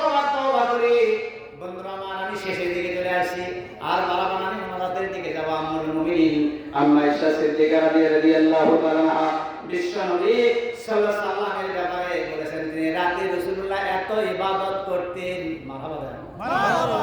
রাসূলুল্লাহর পা মোবারক ফুলে যেত, রাসূলুল্লাহর পা ফুলে যেত, পা থেকে পানি টস টস করে পড়ে যাবে, এমন উপক্রম হতো। লম্বা কিরাম পড়তেন, সূরা বাকারা পড়তেন, আল ইমরান পড়তেন, নিসা পড়তেন, মাইদা পড়তেন, বড় বড় লম্বা সূরা পড়তেন, বাইরে সুন্দর পা মোবারক রাসূলুল্লাহ ফুলে যেত। আম্মা আয়েশা বলেন, ইয়া রাসূলুল্লাহ, হে আল্লাহ রাসূল, আপনি এরকম করছেন কেন? লিয়াগফিরা লাকাল্লাহু মা তাকাদ্দামা মিন জামবিকা ওয়া মা তাআখা, মারহাবা। আপনি এরকম করছেন কেন? আল্লাহ রাব্বুল আলামিন আপনার আগের পিছের জীবনের সমস্ত গুনাহগুলো আল্লাহ মাফ করে দিয়েছেন, আপনি এরকম করছেন কেন? আল্লাহ নবী বলেন, আয়েশা রে জানো না যে আল্লাহ আমার আগের পিছের জিন্দেগীর সমস্ত গুনাহগুলো আল্লাহ মাফ করে দিয়েছেন, আমি কি ওই আল্লাহ রাব্বুল আলামিনের কৃতজ্ঞবান না হব না? জোরে জোরে বলেন সুবহানাল্লাহ, খুশি হয়ে বলেন সুবহানাল্লাহ, আরো জোরে বলেন সুবহানাল্লাহ। তওবা করব তো ইনশাআল্লাহ। তওবা করলে গুনাহ মাফ করবেন কে? আল্লাহ। জোরে বলেন, বলেন ইনশাআল্লাহ। আমি আর বাড়াবো না, বাড়াবো না, আপনাদের তো ধৈর্য কুলাচ্ছে না। আত্তাইবু মিনাজ যামবি কামাল্লা যামবালাহু, ডান হাত ধরে মারহাবা দেন, আরো জোরে। রাসূলুল্লাহ সাল্লাল্লাহু আলাইহি সাল্লাম বলেছেন, আল্লাহ রাসূল সাল্লাল্লাহু আলাইহি সাল্লাম বলেছেন, আত্তাইবু মিনাজ যামবি কামাল্লা যামবালাহু, গুনাহ থেকে তওবাকারী ব্যক্তি, গুনাহ থেকে তওবাকারী ওই ব্যক্তির না যার মোটেও একটা গুনাহ নাই। আরেকবার মারহাবা দেন, মারহাবা। যে ব্যক্তি তওবা করে তার জীবনের সমস্ত গুনাহ আমার আল্লাহ মাফ করে দেন। আল্লাহু আকবার। গাফিরিজ যামবি কাবিলত তাওব, তিনি এমন এক সত্তা যিনি আমাদের তওবা কবুল করেন, আমাদের গুনাহ মাফ করে দেন। ডান হাত ধরে মারহাবা দেন, জোরে বলেন মারহাবা। ওই আল্লাহ আছেন না? ওই আল্লাহ আছেন না? একজন লুচ্চা, নাম শুনছেন? কথা কয় না? আরে একজন লুচ্চা, সেই বহু পুরাতন অনেক অনেক আগের কাহিনী। বন্ধুরা আমার, এই লুচ্চা একজন এই বাপ্পা খুব নারীর প্রতি তার লোভ ছিল। তিনি হঠাৎ করে এই মহিলাকে কনভার্ট করার জন্য তাকে কিছু স্বর্ণ মুদ্রা দিলেন, দিয়ে কিছু দিনার তাকে দিলেন, দিয়ে তাকে গোপন একটা জায়গায় নিয়ে গেছেন। নিয়ে গিয়ে তাকে যখন ব্যবহার করতে যাবেন, ঠিক সেই সময় মেয়েটার শরীর থরথর করে কাঁপতেছে। এইবার তিনি বললেন যে, তুমি আমার ভয়ে কাঁপছো কেন? তুমি কি এই কাজে রাজি না? তোমাকে অনেক সম্পদ, অনেক টাকা আমি দেবো, তুমি এরকম করছো কেন? তিনি বললেন যে, জীবনে আমি এই কাজে কোনোদিন আমি লিপ্ত হই না, এই জন্য আমি কুণ্ঠিত, চিন্তিত, কি কর্তব্য বিভোর হয়ে গেছে, আমি করবো কি? আমি ক্ষুধার তাড়নায় পেটের দ্বারে আমি জেনা ব্যবসায় আমি লিপ্ত হতে এসেছি এই স্বর্ণ মুদ্রার বিনিময়ে।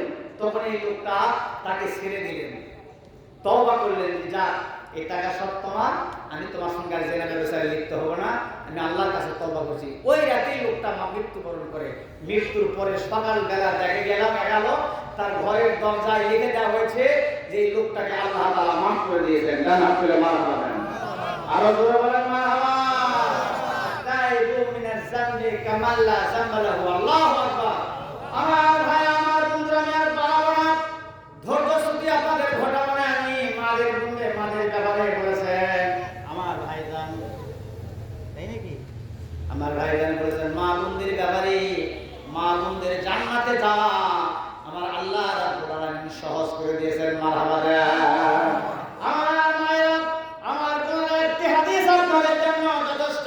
বিশ্ব নবী সাল্লাল্লাহু আলাইহি সাল্লাম বলেছেন, যদি কোনো মহিলা 5 ওয়াক্ত নামাজ পড়ে, রমজান মাসে রোজা রাখে, স্বামীর খেদমত করে, পর্দা মেইনটেইন করে, নিজের সতীত্বের হেফাজত করে, আল্লাহ রাসূল বলেছেন 4টা কাজ যদি কোনো নারী, কোনো মা বোনেরা করতে পারে, 5 ওয়াক্ত নামাজ যথাযথভাবে করতে হবে, রমজান মাসে রোজা রাখতে হবে, নিজের সতীত্বের হেফাজত করতে হবে, প্রাণ ভরে স্বামীর খেদমত করতে হবে। যদি কোনো মহিলা এই 4টি কাজ করতে পারে, আল্লাহ রাসূল বলেছেন তাদের জন্য আল্লাহর জান্নাতের 8টি দরজা খোলা থাকবে। একটু ডান হাত তুলে মারহাবা দেওয়া যায়। আমার মায়েরা, আমার বোনেরা, যে কোনো দরজা দিয়ে আল্লাহর জান্নাতে চলে যাবে, তাদের জন্য কোনো রেস্ট্রিকশন ইলেকশন কোনো বাধা থাকবে না। জোরে জোরে মারহাবা বলা যায়। লিল্লাহি তাকবীর, লিল্লাহি তাকবীর। আমার ভাইরা, আমার বন্ধুরা লক্ষ্য করুন, কষ্ট হচ্ছে? আমরা এক আল্লাহর ইবাদত করব, এক আল্লাহর দাসত্ব গোলামি করব। আমরা আল্লাহ ছাড়া কারো আনুগত্য করব না। আমাদের প্রভু এক, মারহাবা দেন। আমাদের প্রভু এক নবীর উম্মত, জীবন বিধান ওই শিবাজি কোরআন। আল্লাহু আকবার, জোরে বলুন আল্লাহু আকবার। আমাদের প্রভু এক নবীর উম্মত, জীবন বিধান ওই শিবাজি কোরআন। তবে কেন এক হে মুসলমান, এক হও করিয়া আহ্বান। আমাদের প্রভু এক নবীর উম্মত, জীবন বিধান ওই শিবানী কোরআন। আল্লাহু আকবার।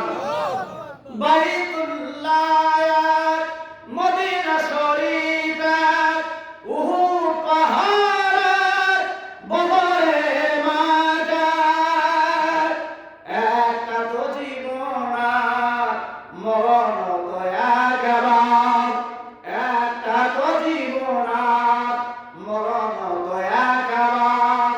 সকলের তরে আছে একই স্থান। তবে কেন এক হে মুসলমান, এক হও করিয়া আহ্বান। আল্লাহু আকবার, আল্লাহু আকবার। হাসরের মাঠ, মিজানের মাঠ, লৌহে মাহফুজের পুল সিরাত, একটা তো চাঁদ, একটাই সূর্য, ধরাতে নিয়ম মেনে আলো করে দান। তবে কেন এক হে মুসলমান, এক হও করিয়া আহ্বান। আমাদের প্রভু এক নবীর উম্মত, জীবন বিধান ওই শিবানী কোরআন। আমাদের প্রভু কষ্ট হলো মনে হয়? কষ্ট হলো? প্রিয় ভাই আমার, বন্ধুরা আমার, আমি আর বাড়াবো না। এই আল্লাহর মসজিদের উন্নয়ন করবেই আজকে এই মাহফিল। আল্লাহ এই ঘরের জন্য ভাইরা আমার আয়োজন করেছেন। আপনাদের কাছে আমি উদাত্ত আহ্বান জানাচ্ছি, কারা কারা 10,000, 5,000